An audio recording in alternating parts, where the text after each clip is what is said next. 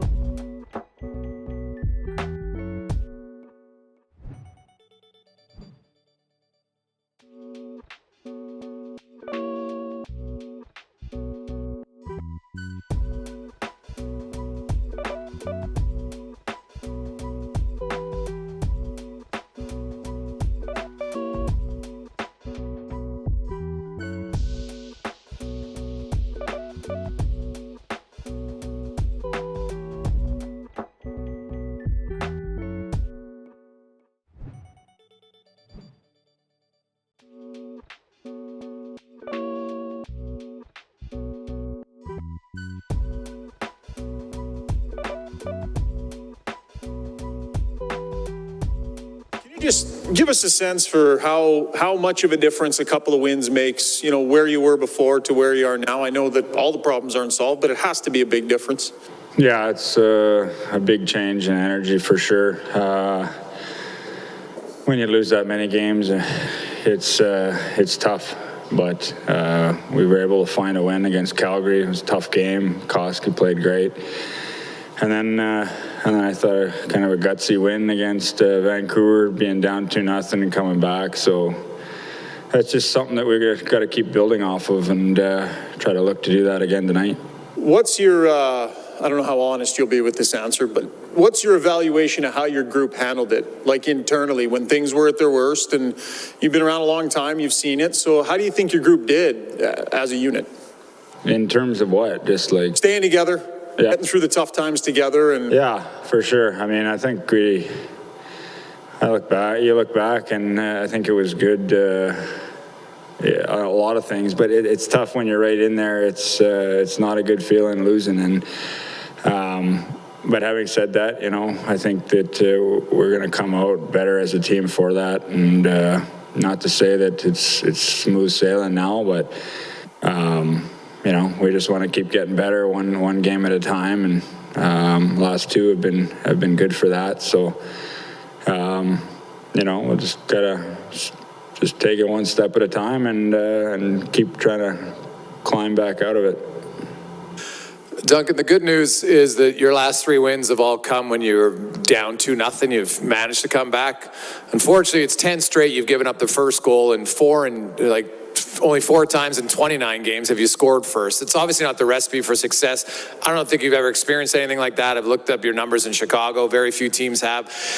Can you pinpoint, because there's lots of different reasons why you're giving up the first goal from game to game. So it's not like you can say, hey, we got to be ready to play, because sometimes you're out shooting the teams you're not scoring. But it is a big problem when it's 30 games. How do you reverse that trend?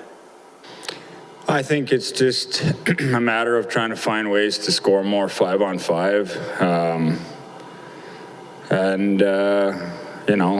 It's not making it easier on ourselves when we give up the first one often. So I know it's been talked about, but it is kind of what it is now, and it's just a matter of, I think, we've done a good job of trying to handle the momentum shift when we get down a goal or two, but it's definitely, like I said, not making it easier on ourselves. And if we can create a little bit more 5-on-5 and bury our chances when we get them, we're getting some good chances. It's just not happening. So the other thing too is maybe just we don't think about it too much and just play hockey and it'll happen.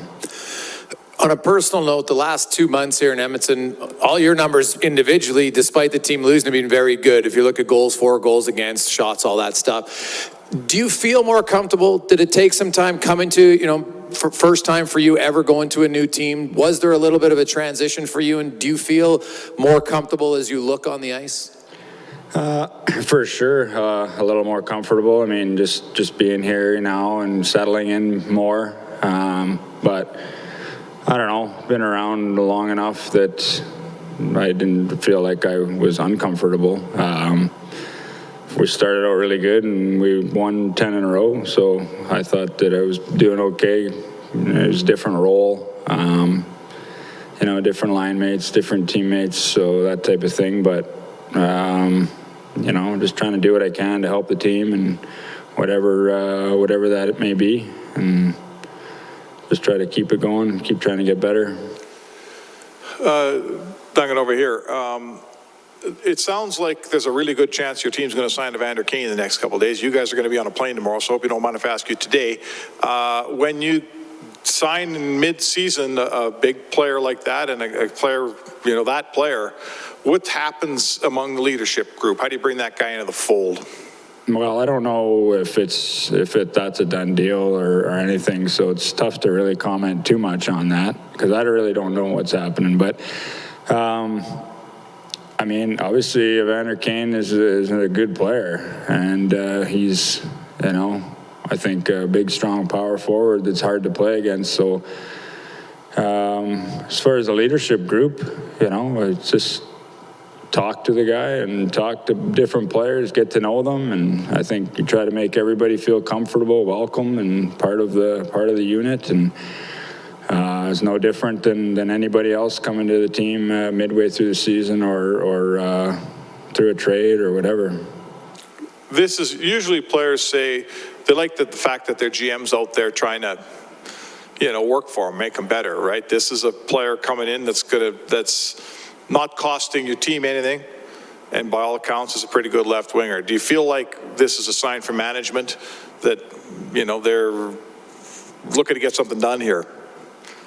Well, anytime you add a player like that, good player, you'd be excited about that if that's going to happen.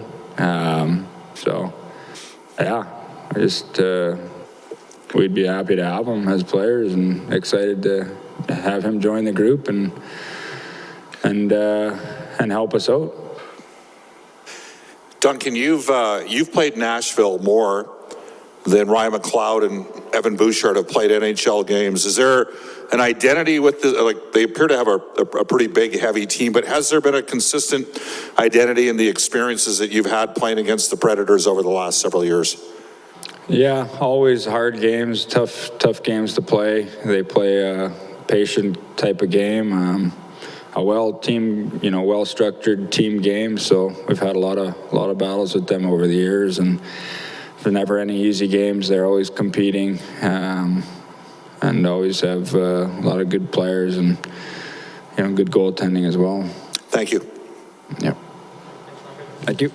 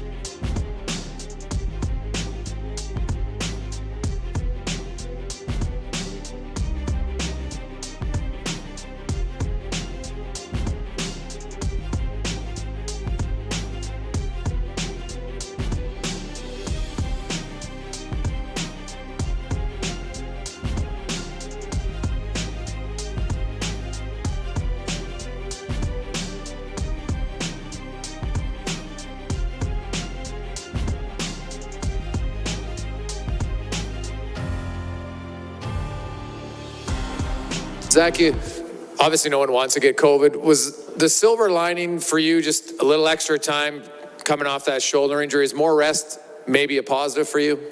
Yeah, I think so for sure. I mean, I think that I had enough rest before with we had like a little bye week almost there. So and we had the game against Ottawa, and I wanted to get in a groove a little bit. So it would have been nice to get it beforehand. But yeah, definitely. I mean, extra rest is good. But it's nice. It's going to be nice to get back in action here and start to get on a roll. Can you describe maybe the difference? And I know you've been away from the team, but they've won twice. And then you come back in, and just the feeling before when you guys had lost so many in a row, and now you come back, the team's won. Can you describe just how different it is in the room now? Yeah, I don't know if it's different, to be honest. I think that we're a really confident group. So I think that obviously when you win games, it feels good and everybody's excited and happy and I watched all the games obviously from home, and it was great to see the 2 comeback wins. They're massive and huge for our team. But I think that even through the slump that we were on, I think that the morale was still high, and it drains you when you're losing. But I think we have a really good group, a really good leadership group that just kept the morale high, and obviously after 2 big wins, everybody's excited to go out and play and get another one. Zach, over here, your symptoms when you had COVID, or did you feel poorly, or how did you feel? Yeah, no, I felt okay. I think towards the end I just was getting some headaches, so that was, that's never fun, but feeling good today and excited to get back into it. So were you dancing with no more COVID tests every morning? Yeah, it's definitely, it'll definitely be nice to not have to worry about that, and having gotten it, now I can just go out there and play and go play. You're part of the leadership group. It appears if Evander Kane has no more punishment from the NHL, the Oilers may sign him. What are your feelings if the Oilers do bring Evander Kane in? Yeah, I mean, I haven't been following it too closely. Obviously, it was on the COVID protocol and just following the team. But yeah, I guess we'll see.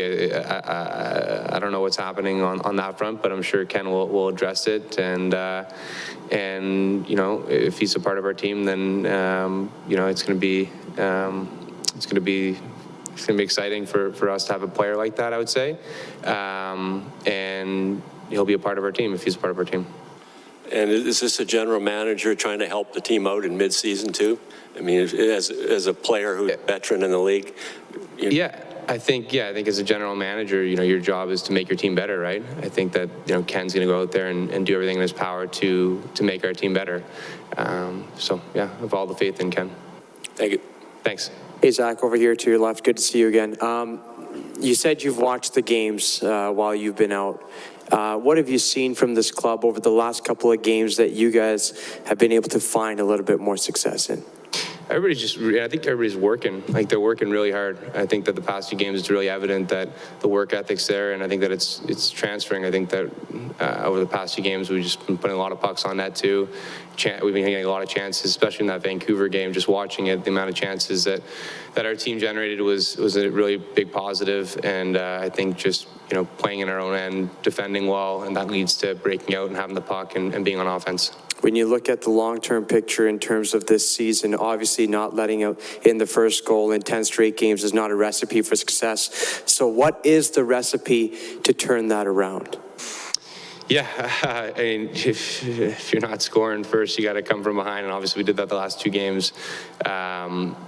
And it's, you know, when you haven't scored the first goal in however long, there's a lot of factors go into it, and you know, obviously you got to get the bounces too, but you just got to keep pressing. I think just keep pressing, and I think that this stretch has taught us, you know, how to come back from behind, how to play when you're down, I guess. And it's going to be nice for us to eventually get the first one. Hopefully it's tonight, and then roll from there. It's a lot easier when you score the first goal. One more for me, just on your line mates, McLeod and Cassian, how are you looking to kind of add to their games here tonight? Yeah, I'm excited. I played with Clowder in Ottawa the last game that I played. Just a great young player, lots of skill, can really transfer the puck, and then played with the Cast a little bit here. Big body, you know, he's got underrated skill for a big guy. Goes to the net hard, and it's going to be it'll be fun playing with those guys. I think that we can be a line that holds the puck, holds onto the puck in the other team's zone, and really transports it from the D zone to the O zone, and I hope we can generate some chances too. Thanks, Zach. Perfect. Tony stole my question, so we're all good. Cool. Okay, thanks, guys. Yeah, thanks.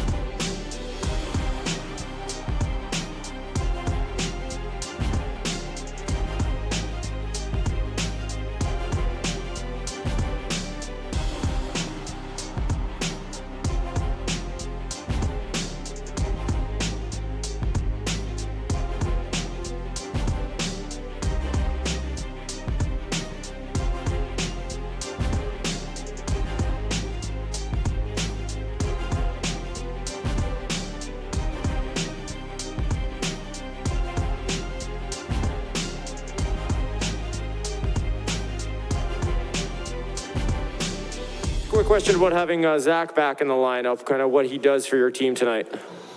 He's a little bit like Nugent Hopkins, but touches a lot of parts of the game. You know, that when you look down the bench, there's situations that players can get the job done. He's one of those players, so he's feeling good this morning. He skated the last couple of days on his own, and then came in this morning. His tests turned out the right way for us, so he wanted to know. I asked him, "You want to play?" He goes, "Guess I want to play." So he's in. Looked like he was on the ice this morning with McLeod and Cassian. You know, he's been out for, 5-6 days or whatever it's been. You mentioned he skated the last couple of days, but how much do you limit his ice time today, if at all? We'll see how he goes. He said he felt good, so we'll just see how the game plays out. Appreciate it. Not that I want you to give up the Cadbury secret or any proprietary information, but we had Duncan Keith up here. Just in terms of, you do your own analytics on defensemen. What do those numbers suggest about Keith and Ceci in particular? They've been very steady, real strong. Both of them, and the stats that I keep are both positive, very positive. So they're solid veteran guys. Like Duncan reads the play very well. There's certain times when you think maybe he's going to get himself out of position. He just reads where things are going, and he figures things out. So they're both been real steady players for us. Thank you. So, in playing, I assume you're playing Hyman on your third line just because he hasn't played for very long. But you guys are talking about bringing in a Kane. You know, there's a guy like Holloway. If he keeps playing well, he might come. Is there a hope? Get way ahead of yourself. I know, I'm getting ahead of myself. I got Nashville, and that's the lineup I'm looking at tonight. And we're finally getting back healthy, which is good, but now you're going one step more than I'm going right now. Okay, as you get healthy, would you like to spread your ice time more around your top 9? Would you like to be able to have 3 lines that play a little more? Well, as we get more depth that plays in more situations, that will kind of take care of itself. All right, thanks, guys.